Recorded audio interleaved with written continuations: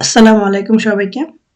আমাদের ৩০ দিনের সুইডিশ কোর্সের আজকে হচ্ছে ডে নাম্বার 8 আর আজকে আমরা শিখব plural, vad är plural, ett ord plural আর nummer frågor och dialog। So প্রথম হচ্ছে vad är plural och en ord মানে প্লুরালটা কি, যেটাকে আমরা বাংলাতে বহুবচন বলি। যেমন যদি আমরা বলি একটি বুক, কোনো কিছু যখন সিঙ্গুলার তখন হবে এন বুক, এন বুক, এন বুক মানে একটি বই।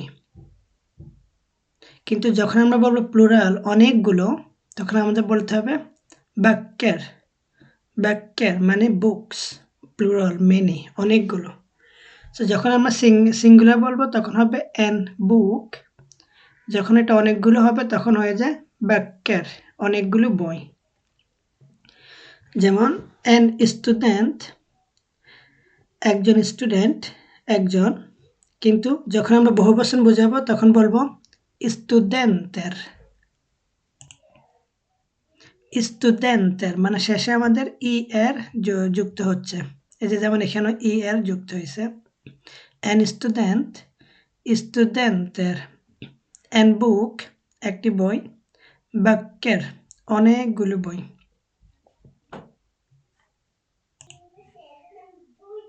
এন লেয়ারারে একজন টিচার, লেয়ারারে অনেকগুলো, এখানে সেম ফর্মটা হবে, মানে সিঙ্গুলারও যেটা প্লুরালও সেটা, কোনো চেঞ্জ হবে না। এন স্টাড একটি শহর, städer অনেকগুলো শহর। এখানে নিয়মগুলো একটু আলাদা আলাদা, কিছুটার ক্ষেত্রে ই আর যুক্ত হয়, যেমন এখানে আর এখানে, সরি এখানে এখানে ই আর যুক্ত হয় কিন্তু ওয়ার্ডটা আবার কিছুটা চেঞ্জ হয়, এখানে চেঞ্জ হয় না, এখানে চেঞ্জ হয়, মানে অন্যরকম হয়ে যায়। সো এক্সাক্ট নিয়মগুলো আমরা পরে শিখবো গ্রামারে গেলে, এখন আমরা জাস্ট এভাবে শিখে নিচ্ছি। সো আমি একজন স্টুডেন্ট, jag är student, আমরা সবাই স্টুডেন্টস, তখন বলবো vi är studenter।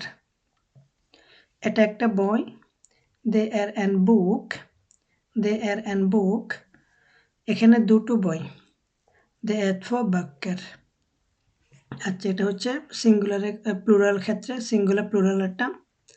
তারপর হচ্ছে এত উড, এত উডের প্লুরালগুলো কীভাবে হয়, এগুলোর যখন আর কি একটা ওয়ার্ডটা এন হয়, যেমন এন স্টুডেন্ট, এন বুক, এন লেয়ারার এরকম। আর এত উড যেগুলো সেগুলো প্লুরালটা হবে যেমন এই যে এখানে এত হাউস একটি বাড়ি, হাউস হাউজেস মানে এটাও সেম থাকবে। এত হাউস অনেকগুলো হুসও সেম ফর্ম হবে। এত বর্ন একটি বাচ্চা, চিলড্রেন, বর্ন সেম হবে, সেম ফর্ম। এত ল্যান্ড একটি দেশ, ল্যান্ডের অনেকগুলো দেশ। এত জব একটি চাকরি, জব।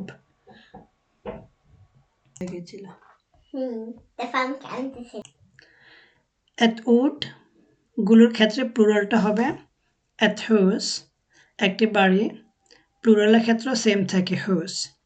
যেমন বর্ন মানে বাচ্চা, এখানেও সেম ফর্ম, কিন্তু কিছু কিছু এত ওয়ার্ডের ক্ষেত্রে আবার অন্যরকম হয়, যেমন এই যে এত ল্যান্ড হয়ে যায় ল্যান্ডের দেশগুলো, এত ইয়ব আবার ইয়ব সেম ফর্ম থাকে।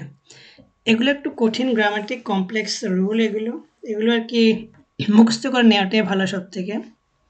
যেমন এটা একটা বাড়ি, দে এর এত হাউস, এখানে একটি বাড়ি। আমরা যদি বলি এখানে দুটো বাড়ি, স্টিল আমাদেরকে বলতে হবে দে এ থো হাউস, দুটো বাড়ি, এখানে হুস কিন্তু সেম থাকতেছে। হুন হর এত বন তার একটি বাচ্চা আছে, এখানেও হবে সেম, হুন হর থো বন তার দুটো বাচ্চা আছে। সো এই বর্ণের ক্ষেত্রে কিন্তু চেঞ্জ হচ্ছে না। 3 নাম্বার হচ্ছে nummer, frågor och dialog, number এবং বিভিন্ন কোয়েশ্চেন আর কিছু ডায়ালগ। যেমন två studenter দুজন স্টুডেন্টস, 3 böcker তিনটা বই, 4 barn চারটা বাচ্চা, এখানে কিন্তু আবার বর্ন থাকতেছে আর কি, চেঞ্জ হচ্ছে না। সো কেউ যদি প্রশ্ন করে ni studenter তোমরা কি students, ja vi är studenter, হ্যাঁ আমরা সবাই স্টুডেন্টস। Har du barn? তোমার কি বাচ্চা আছে? Ja, jag har 2 barn. হ্যাঁ, আমার 2টো বাচ্চা আছে।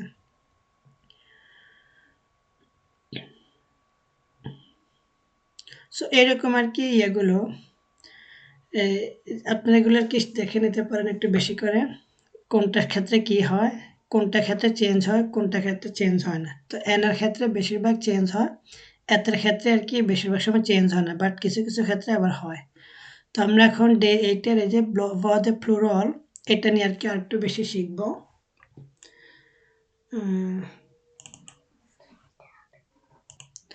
সো আমরা একটু ডিটেলসে শিখবো এখানে ভয়েসে প্লুরাল অক এনওয়ার্ড প্লুরাল, প্লুরাল কি এবং এনওয়ার্ডে প্লুরালগুলো। সিঙ্গুলার অ্যান্ড বুক একটি বই, অনেকগুলো হলে বাক্যের।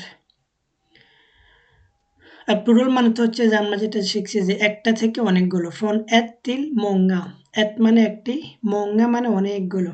যেমন en lärare সেম থাকবে lärare, কিন্তু en stad হয়ে যাবে städer, student হয়ে যাবে studenter, en bok হবে böcker, det är 2 böcker, এখানে দুটো বই, কিন্তু lärare আবার সেম ফর্ম থাকবে, সিঙ্গুলার প্লুরাল। তো আপনারা শিখতে থাকুন, প্র্যাকটিস করুন। পরের টপিকে আমরা ডে 8 এর বাকি দুটো টপিক নিয়ে শিখব। আসসালামু আলাইকুম।